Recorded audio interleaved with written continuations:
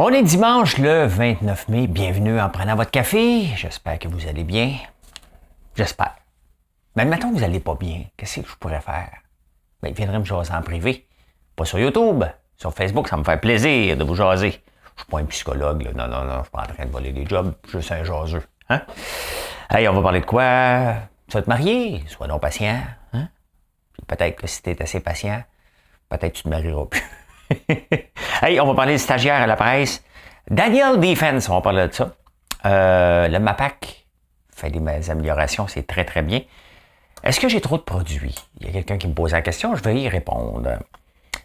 Financer le pape. On va regarder ça. Au Québec, qu'est-ce qui se passe au Québec? L'aide, il va y avoir une aide de 75 $. Ça m'a fait rire, 75 $. J'ai décidé de vous en parler. La grève au casino. Congrès de la CAQ, l'insolite, les finances, le prix des maisons. Comment ça prend de temps à amasser 10 % pour une maison à Vancouver versus ici? Hein? Ben, je vais vous jaser de ça. Tout d'abord, vous savez ce que vous devez faire. C'est le deal. C'est gratis. Tu fais un like. Bon matin. L'actualité vue par un entrepreneur.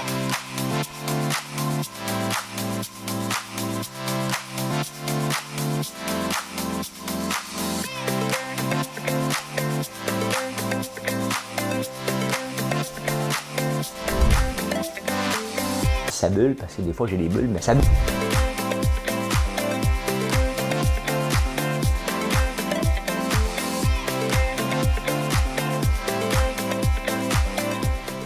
J'ai essayé de faire un spectacle. Bon matin. J'ai une chanson, je la chante souvent. C'était ma chanson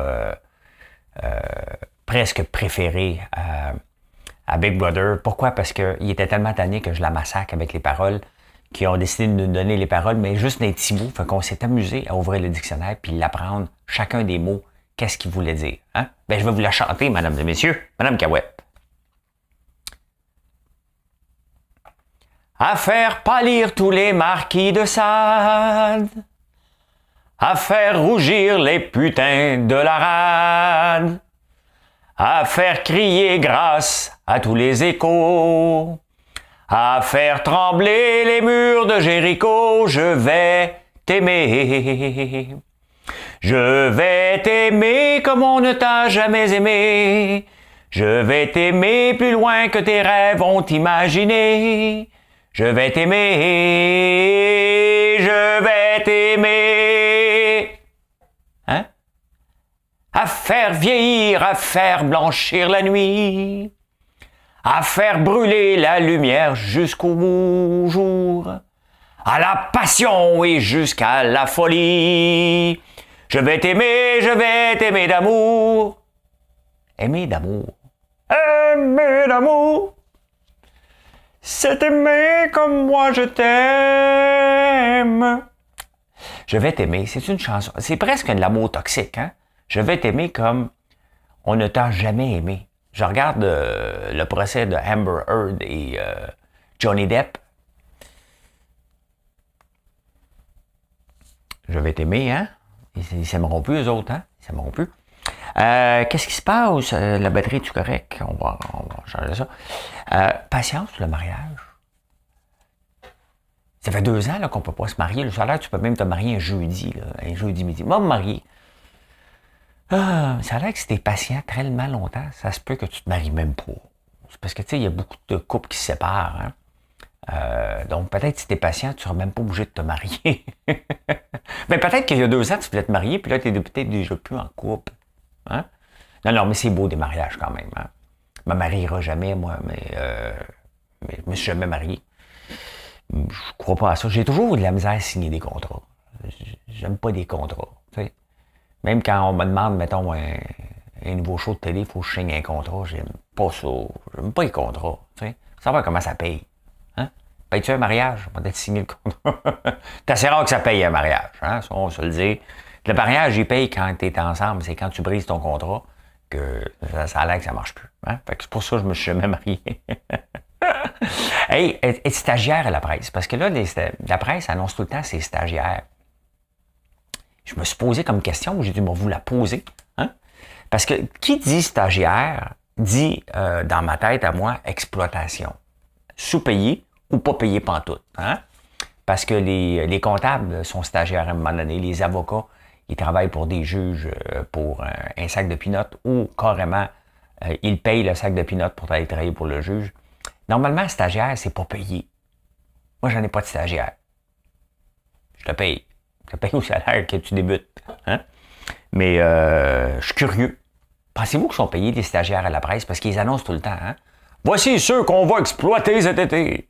Imaginez-vous que moi, je dirais, j'ai des stagiaires cette année non rémunérés. Hein? Je ne sais pas, là, je ne sais pas s'ils sont rémunérés ou non. Je me pose la question. Si vous le savez, écrivez-le dans les commentaires. Parce que moi, dès que je vois le mot stagiaire, c'est exploitation. C'est-à-dire, on ne va pas payer l'ensemble du salaire minimum, ou on ne va pas payer pantoute, mais ils vont apprendre. Hein? Ils sont venus pour apprendre. Pour moi, c'est quelque chose du passé, les stagiaires. Hein? C'est comme le mot patronat. T'enlèves le mot patronat, t'enlèves le mot stagiaire, hein? Tu mets des gens qui travaillent ensemble vers quelque chose. Parce que c'est pas parce que tu es stagiaire que tu n'es pas capable de faire des recherches. Là. Tout le monde, on a appris dans le COVID que tout le monde est capable de faire des recherches. Oh, c'est vrai, les gens n'aiment pas que je ris. Faut que je résume ça en 5 à 7 minutes. Ça arrivera pas. Continue à rire. Et vous savez comment je fais, moi? Vous le voyez, là. Vous ne le savez pas. Ben, vous le savez. Savais-tu? Sais-tu pas? Sais-tu pas? Comment je fais mon marketing? Hein? Sans vous parler. Je suis derrière le comptoir. Je vous jase de tout et de rien. Hein? Souvent de rien. Des fois de tout. Parce que de tout et de rien, on ne le sait pas. Ça arrête tout. Mais je vous jase de tout. Et ben c'est comme ça. Ben, à un moment donné, je vous parle des produits. Là, regardez, on vient de sortir des biscuits à chien. Je vous montre, vous faites partie de ma vie, littéralement. Hein? Et d'ailleurs, en parlant de faire partie de ma vie, quelqu'un m'a envoyé un commentaire. Une madame m'a dit hein, mais comment ça, Marilyn, tu es toujours sur Facebook? Tu sais, il y a une différence en être toujours sur Facebook pour commenter et aller voir les statuts des autres puis s'inventer une vie. Moi, je suis toujours sur les réseaux sociaux parce que c'est ma business, c'est ma passion. Et à la passion et jusqu'à la folie, je vais t'aimer d'amour. Hein? Ben, c'est ma business. Si vous me voyez toujours sur les réseaux sociaux, c'est parce que je m'en occupe. Hein? Donc, je t'ai rendu où dans le sujet? Ah oui, puis là, c'est parce qu'il y a une tuerie au Texas. Je m'occupe de ma business, tuerie au Texas, vous allez voir le lien. Il y a un gars qui s'appelle Daniel Defense. Mais lui, il fait la même chose que moi en présentant ses produits, en présentant ses guns. Hein? Il y a un marketing qu'on dit agressif. Il vend directement au consommateur. Tu peux même acheter des guns avec des modes de paiement. On est là aux États-Unis. Là. Vous imaginez-vous, moi, à 5 heures le soir, bon là, j'ai un rifle 45, voilà, hein? Pa, pa, pa, hein? Il fait ça. Daniel Defense. Quand même spécial, hein, que... en bas du 49e parallèle. Le 49e parallèle, c'est la ligne qui sépare le Canada et les États-Unis d'Amérique. Ben, en haut, on est comme ça, puis en bas, ils sont comme ça. Hein? Juste une petite ligne imaginaire qui fait que... hein? Tout ça pour dire que hein, c'est pas... c'est l'éducation, hein? C'est pas la même éducation, c'est complètement fou. Hein? Complètement fou. Et, je vous parle de la ferme, puis la façon de faire vivre la ferme d'une façon différente. Là, je suis en train de lire dans les journaux que le MAPAC a une ouverture maintenant. Ils vont changer certaines règles. Entre autres, pour les œufs. J'ai pas trop compris, mais on va pouvoir en avoir jusqu'à 500 hors quota. Pas tout le monde, là. Il va falloir que tu fasses une demande pour pouvoir les vendre à la ferme. Le lait de chèvre, brebis et de bouflonne. Ben oui, il y en a des bouffonnes. Pas des bouffons, des bouflonnes. Hein? Des bœufs. Des buffles. La mozzarella. La mozzarella. Voyons, le fromage. C'est fait avec du fromage de bœuf. J'oublie le mot. Là. Il est quand même 2 heures du matin. Là. Des fois, les mots. Je cherche des mots. C'est pas que j'ai pas de. J'ai du vocabulaire. Là. C'est juste que j'ai pas les bons mots au bon moment. Donc, le lait, mettons que moi, je vais avoir du lait de brebis là, quand je vais reconstruire, ben, je vais pouvoir l'utiliser à la ferme pour faire des recettes en le faisant cuire. Hein? C'est sûr, je vais faire une fromagerie, mais on va pouvoir utiliser le lait de brebis dans les recettes. Comme pour les gaufres, on pourrait le faire avec le lait de brebis avec les nouvelles règles. En ce moment, je ne pouvais pas.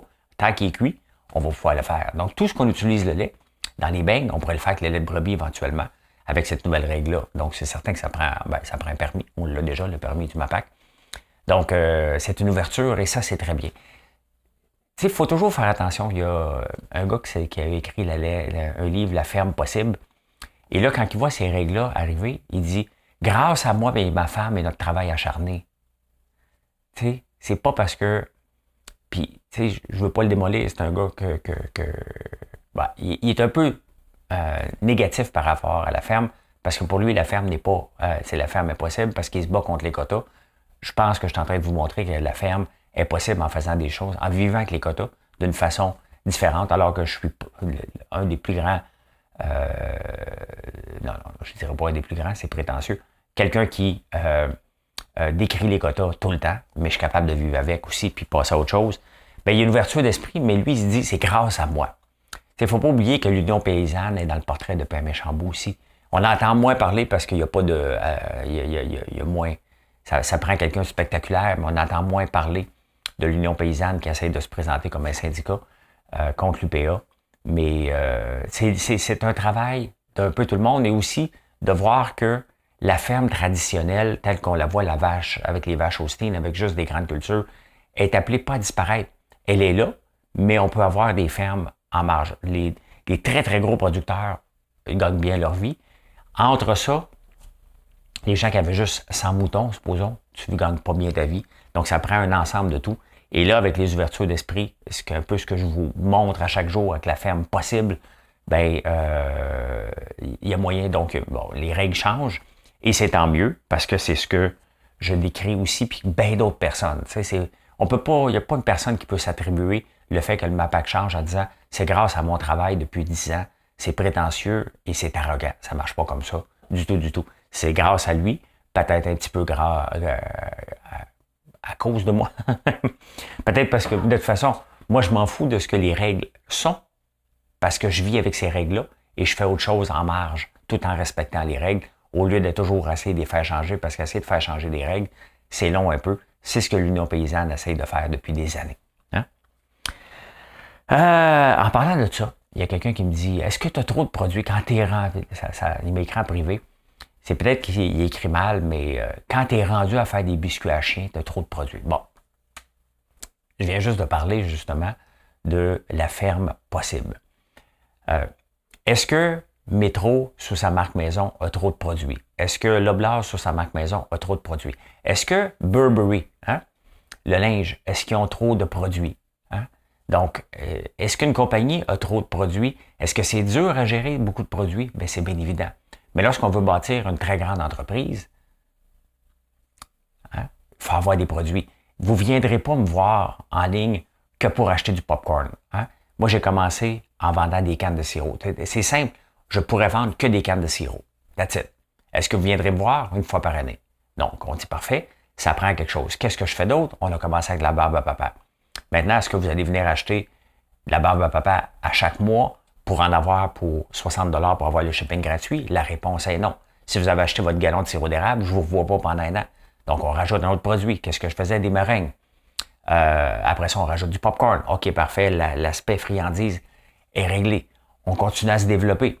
Comme entreprise, j'ai ouvert la porte à la vitrine québécoise avec des entreprises d'ici qui avaient besoin de visibilité au tout début de la COVID. Mais c'est dur à gérer parce que j'achetais tous les produits de tout le monde. Donc, on a continué à développer nos produits, mais toujours avec un lien. Faut que ça pousse sur la terre. Faut que ça pousse dans ma région. Faut mettre la vie, c'est ce que je veux faire, c'est de mettre les produits du terroir, mais pas artisanal et locaux, de le mettre sur une échelle et en pensant mondial. Mais pour bâtir une entreprise comme je veux le faire, ça n'en prend beaucoup de produits. Ça n'en prend pour que vous veniez, pour que vous me choisissez, pour que vous pensez érable, vous pensez à moi. Vous pensez à un produit de la terre, vous venez me voir. Donc, éventuellement, bon, je devais avoir de la laine dans les prochaines semaines. Donc, ça aussi, ça va faire partie de la terre. Ce que je veux faire, je ne dis pas un empire parce que c'est bête trop prétentieux, mais est-ce que Canadian Tire a trop de produits? C'est tous des produits maison chez Canadian Tire, à peu près. Craftsman, ou même les popcorn Frank, ça appartient à Canadian Tire. Donc, est-ce qu'il y a trop de produits? Non. Non, vous prenez des produits. Est-ce qu'on a trop de savon? Ben oui, on en a beaucoup de savon. Mais c'est ça qui est le but. Avoir 100 savons et les recycler. Ceux qui marchent moins, on va les enlever éventuellement pour en ramener constamment à nouveau. Pourquoi ça? Parce que c'est le fun. Et pour que vous pensiez savon au lait de brebis, je m'en vais voir François Lambert. C'est ça que je veux développer, mais ça prend du temps. Ça prend énormément de temps. Est-ce que Ricardo a trop de produits? Hein? Si on pense ici, la réponse est non.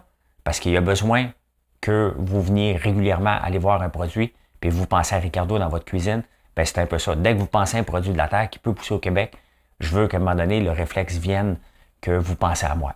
Pas à moi, mais à nos produits, vous venez voir. Et c'est comme ça qu'on bâtit un catalogue. Hein? Catalogue, je ne pourrais pas juste avoir une canne de sirop. Ben, tu sais, on a beaucoup de produits, c'est vrai, mais regardez tout le temps le lien. C'est tous des produits qui poussent au Québec. Même la cire de soya, ben, ça vient d'une plante qui est le soya, tout simplement, qui pousse ici au Québec. Et c'est ça qui est l'importance derrière tout ce qu'on est en train de faire. Fait que est-ce qu'on a trop de produits? Non. Est-ce que j'en lance beaucoup en ce moment? Oui. Pourquoi? Parce qu'il faut les préparer. Le packaging pour être prêt à la rentrée au mois de septembre. Ça a l'air nono, mais il faut le préparer longtemps d'avance, tout ça. Fait que voilà. Voilà. J'ai pas trop de produits, j'en ai même pas assez encore. Hein? Financer le pape. Hein? Parce que Denis Coderre il est là-dessus. Au début, je me suis dit, c'est cute. Hein? Puis après ça, j'ai commencé à penser, attends un peu. Le pape, il vient ici pourquoi? Hein? Il vient ici pour avoir de nouveaux fidèles. Quand il se promène à travers le monde, là, c'est propager la bonne nouvelle. Avoir des gens qui retournent dans les églises. Hein? C'est sûr qu'il y a un lien pas direct. Il n'est pas obligé de dire aller dans les églises. Hein? Encouragez-nous.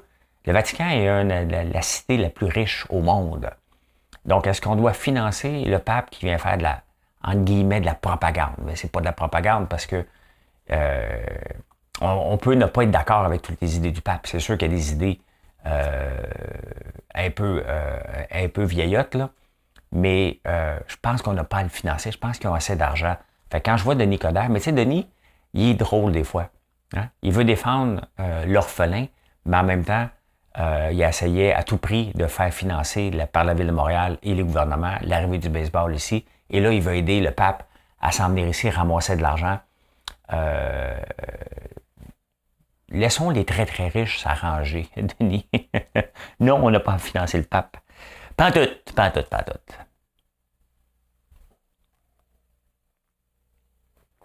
Ah, c'est l'heure de la petite gorgée d'eau. Hey, au Québec, qu'est-ce qui se passe au Québec, aujourd'hui? Qu'est-ce qui se passe? Le gouvernement du Québec va offrir 75 $ aux gens qui ont une prestation d'aide sociale, qui ont été touchés par la tempête dernièrement. Jusqu'à 300. J'ai vu le chiffre 75, ça m'a fait rire, tu sais. Et 300 par famille. Donc, c'est pas 75 pour la famille, c'est 300 par famille. Mais, je reviens à la base. OK? On a eu une tempête. C'est vrai. OK? Le réseau d'hydroélectrique, on a vu comment il était fragile. Hein? Et c'est là la problématique. Est-ce qu'il devrait aider seulement les gens en prestation d'aide sociale? Sincèrement, on fait un choix collectif. Moi, je ne peux pas avoir une centrale dans ma cour. Là. Je ne peux pas prendre la rivière et mettre un barrage puis faire ma propre hydroélectricité. On a nationalisé l'électricité. Je pense que c'est sous Duplessis. Hein? Puis c'est tant mieux. Le problème, c'est qu'on ne s'occupe pas de notre réseau. Donc, ce qui est arrivé dans ma région, parce que dépendamment des régions où vous êtes, dans la mienne, on a été touché en tabarnouche. Mon frère n'a toujours pas d'électricité encore après une semaine. Là. Quand tu regardes l'état des poteaux, c'est de la négligence. Ce qu'il y a eu en ce moment, c'est de la négligence. Est-ce que le gouvernement devrait aider tout le monde? Définitivement. Il y a des entreprises qui ont jeté au complet. Vous allez me dire, ouais, il devrait avoir une génératrice. Ben oui. Hein? Quand tu as un immense frigidaire, tu devrais avoir une génératrice. Sauf que quand tu es entrepreneur, à un moment donné, tu regardes tes finances, tu dis, il n'y a plus d'argent. Puis le réseau d'Hydro-Québec, il a déjà planté en 98 dans la crise du verglas, ça n'arrivera plus, ils ont appris. Hein? Fait que des fois, on prend pour acquis que le gouvernement a appris. Ça n'a pas l'air qu'ils ont appris. Donc, honnêtement, je suis persuadé qu'il va y avoir un recours collectif ou c'est peut-être pas possible, mais il faut se poser des questions. Et à un moment donné, c'est pas toujours aux citoyens à payer pour la négligence du réseau. J'en ai parlé des dividendes qu'on remet à Hydro-Québec. À un moment donné, en ce moment, ceux qui ont des pannes, ceux qui ont des dommages financiers par rapport à ça, on n'est pas au Liban, ici, où ce que tu entends génératrice partout, puis dans d'autres pays. Hein, on est supposé avoir un réseau exceptionnel, mais il n'est pas exceptionnel. Si on a eu ce que la marde qu'on a eue depuis une semaine au Québec, c'est que le réseau est négligé, entre autres. Les arbres sont trop proches des lignes. Hein? C'est ça, la réalité qu'on a. Là. Les arbres ne sont pas coupés, les réseaux ne sont pas entretenus. Vous allez me dire, ça prend de l'argent, mais on reporte des milliards par année. Hein? Au moins 1 milliard par année de dividendes. On pourrait en prendre un petit peu plus. Vous dites, regarde, on va en rapporter moins. On va investir un petit peu plus dans notre réseau pour ne plus que ça arrive parce que c'est des pertes massives qu'on a eues. Hein? Hey, vous savez, j'ai été au casino cette semaine. Je ne suis pas passé par les salles de jeu. Je suis rentré là, par les artistes. Je suis un artiste. Je vous l'ai dit, hein, on passe par les chariots élévateurs. Mais il y avait des je savais pas où était où l'entrée des artistes. Parce que première fois, j'y vais avec un titre. Et je passais devant les piquets de grève, donc il fallait que je klaxonne. Parce que je dis, hey, let's go, solidarité! Hein? Parce que je dis des fois que je leur demande est où l'entrée, pour me faire lancer des tomates. Là, ils s'obstinent pour le break, qui ne serait pas payé par l'employeur, leurs 15 minutes de break. Puis là, les syndiqués du casino, ils disent c'est bien beau, là. Le gouvernement fait beaucoup d'argent avec ça, mais c'est au détriment de notre santé parce qu'on ne prend pas de break. S'il vous plaît. Des fois, là, il ne faut pas prendre les gens, puis ils font des tendinites à cause de rouler les cartes. Hein? Colin ne vient pas travailler chez nous quand on n'avait pas de machine pour faire les meringues. Hein? Toute la journée, comme ça. Hein? Toute la journée, pendant 8 heures de temps, tu fais des meringues. Bon, j'ai équipé mes gens parce que c'est vrai qu'on avait des tendinites, là. Mais au détriment de la santé. J'ai regardé chez nous, puis le principe de pause existe, là, OK? Mais je compte, je compte pas ça, moi, les pauses. Je compte pas ça, les breaks, l'heure du lunch, puis tout ça. T'sais, on est dans une autre optique. C'est sûr que c'est des grandes entreprises, là. Mais je compte pas ça. Tu veux prendre une pause, prends une pause. Tu veux pas en prendre, prends-en pas. Tu veux travailler non-stop puis faire partir plus tôt, pas plus tôt. Moi, tant que les produits sont faits, je m'en balance pas mal à quel moment tu t'assois puis combien de fois tu t'assois. Là. C'est pas important du tout. Mais là, le casino perd de l'argent parce que les tables de jeu sont pas ouvertes en ce moment. Mais ça revient à la base. Hein? C'est pas nécessaire. Et c'est toujours un jeu dangereux aux syndicats qui font la grève dans un produit qui est pas nécessaire. C'est pas nécessaire le casino. C'est pas comme on attire des gens internationaux. Là, hein? C'est un casino de pauvres qu'on a. Hein? C'est les gens les plus démunis, les Asiatiques qui y vont beaucoup, puis une fois de temps en temps, des gens normaux qui vont triper. Là. Mais tout le monde a le droit d'aller triper au casino. Mais l'ensemble des gens, on appauvrit les plus démunis. Pourquoi? Parce que c'est exactement pourquoi ils l'ont mis loin. Ils voulaient le mettre à un moment donné au bassin pile, puis ils avaient peur que ça soit trop proche, trop accessible pour que les gens démunis y aillent. Donc, c'est pas essentiel le casino. Là. C'est pas essentiel, puis on s'en balance bien gros du casino de plus en plus. Là. Au tout début, c'était la folie. Il fallait être habillé chic, puis attendre 1 heure avant de rentrer. C'est plus le cas, là. C'est plus le cas. Fait que les gens du casino devraient le savoir. J'espère qu'ils sont pas encore en grève quand je vais aller le 10 juin au Manoir Richelieu. C'est notre trip. On va faire des trous aux enfants, puis le soir, on va au casino. Tu sais, dépenser un 100 $. Des fois, je reviens avec de l'argent. Hein? Hey, c'est le congrès de la CAQ en fin de semaine. Et là, les partis d'opposition, le Parti québécois sent que c'est la fin. Hein? Parce que l'autre jour, Pascal Bérubé a dit que probablement que son parti n'existerait plus. Là, Paul Saint-Pierre Plamondon dit que ça va être un raz-de-marée. Tout le monde dit qu'il y a un raz-de-marée. Bien, si la CAQ a un raz-de-marée, hein, ça veut dire qu'il y a beaucoup de gens qui vont voter pour la CAQ dans les élections à venir. C'est peut-être pas la faute de la CAQ. Hein? C'est peut-être parce que les autres partis sont mal organisés. Il n'y a pas de direction claire. Et quoi, quelle est la direction de Dominique Anglade avec le Parti libéral? Elle a tellement changé qu'on ne le sait plus. Elle a voulu changer l'ADN. La direction du Parti québécois, on la connaît. Mais personne ne va aller dans cette direction-là. Donc, on l'abandonne. Ben oui, il y en a encore des gens qui y vont, là, qui veulent y aller vers l'indépendance. Mais il faut être réaliste. On n'est pas dans un mouvement indépendantiste en ce moment. Ça va venir, by the way. Là. La gauche, ben, ils font une crier. Fait qu'à un moment donné, quand quelqu'un fait juste crier et être négatif, tu ne veux pas t'associer avec. C'est ce qui arrive avec Québec solidaire. Fait qu'il nous reste que la CAQ, qu'on le sait, Est-ce qu'ils vont être arrogants? Ah oui, mais est-ce qu'on aime l'arrogance? Non. Donc, c'est pas parce que il y a de l'opposition que ça va les empêcher d'être arrogants. Dès que tu es au pouvoir, tu peux te permettre un peu d'arrogance. Ça ne veut pas dire que tu dois le faire. Mais il y en a qui vont penser qu'ils vont l'avoir parce qu'il y a des gens, des nouveaux ministres qu'on va avoir qui n'auront jamais eu de pouvoir, puis on va se rendre compte qu'ils vont se faire tasser parce qu'il va y avoir des anciens qui vont venir. Mais, tu sais, les autres partis qui chialent, attention au raz de marée, mais faites attention à vous, les autres partis. Si on va voter massivement pour la CAQ, c'est qu'on ne croit pas aux autres partis. Et ça, c'est la responsabilité des autres partis, pas des électeurs. Qu'est-ce qui se passe dans l'insolite, les tsunamis? Hein? Les petits insolites aujourd'hui, j'en ai pas trouvé des spectaculaires, mais c'est intéressant. J'ai décidé que c'était intéressant, je l'ai marqué. Le Canada a 35% de sa superficie en bois et on augmente ici de plus en plus. Je ne me souviens pas c'est quoi les chiffres, mais on est une tendance en hausse. La Russie, 45% de sa superficie, elle est boisée quand même. Hein? 47. Mangez-vous du bœuf? Moi, c'est ça que je vais manger ce soir. Je suis en train de me dégeler un tomahawk puis 2 côtes de bœuf. Je vais faire cuire sous vide et après ça, on va le mettre sur le barbecue. J'ai un petit barbecue maintenant, fait qu'on va faire cuire ça là-dessus. Ça va être bon. Bon. Avec de l'ail noir.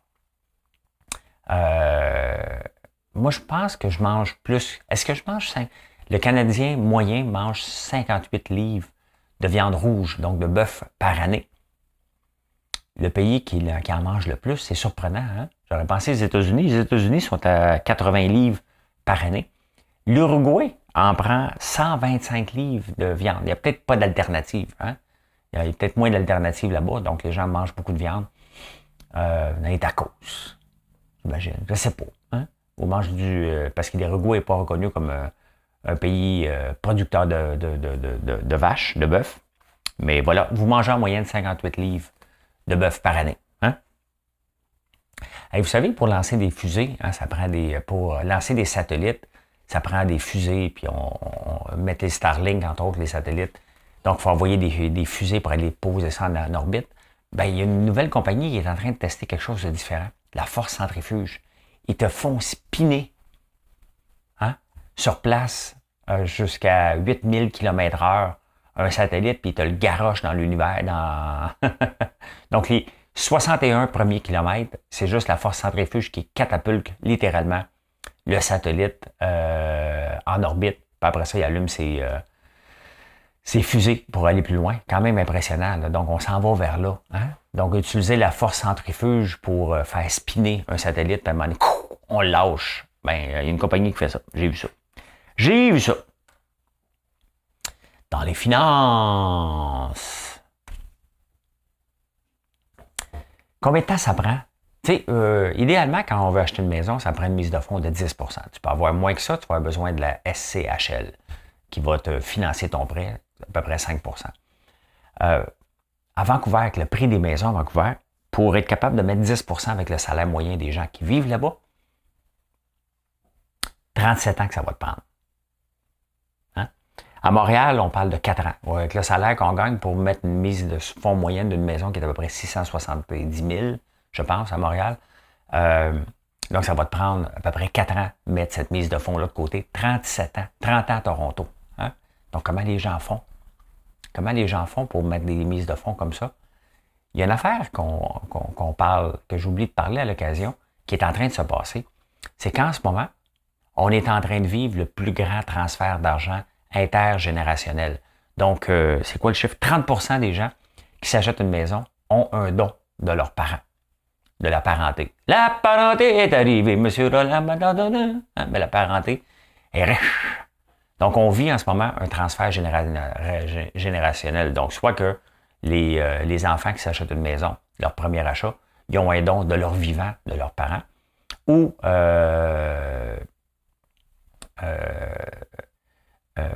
voyons, je perds mes mots. Hein? Donne-moi un mot. Donc, mais 37 ans à Vancouver, 4 ans ici, quand même. Hein? C'est spectaculaire. Donc, on est bien ici. Hein? Il y a la température plus belle à Vancouver, mais on ne travaille pas 37 ans. Mettons que tes parents ne peuvent pas te donner un don. Mais et ça amène le prix des maisons. Est-ce que c'est trop cher en ce moment? Le prix des maisons, le monde capote parce que ça va peut-être tomber de 12 Mais peut-être, là, on ne le sait jamais. Il n'y a aucun expert qui peut le dire. Moi, regardez, j'ai acheté une maison en 2000 dans Shoppingus. Est-ce que j'ai payé trop cher? On me disait que j'avais payé trop cher dans le temps. J'avais payé 192 000. Ben, aujourd'hui, cette même maison-là vaut à peu près 1,1 million. Quand je me suis séparé en 2012, j'ai acheté une autre maison dans Shoppingus. Trop cher. Pourquoi? Parce que là, j'en avais besoin d'une. Là, le marché a tombé à un moment donné dans Shoppingus. J'ai vendu quand j'ai acheté ici parce que j'avais le goût de l'acheter ici. Ici, je l'ai payé trop cher. Puis j'ai même pas été capable de revoir le prix que j'avais payé la maison là-bas parce que c'était un marché baissé. C'est reparti par la suite. Les marchés, c'est comme ça, c'est normal. Faut pas paniquer avec ça. Ça fait partie du processus. C'est si on achète une maison. Regardez ici, là, je le sais que j'ai payé trop cher la maison. Je le sais. Pas un con, là. J'ai payé trop cher. Combien? Probablement 100 000, 200 000 de trop. Mettons 200 000. Je le savais. J'en voulais cette maison-là. Je voulais être installé ici. Je voulais une maison d'à peu près de cette grandeur-là. Donc,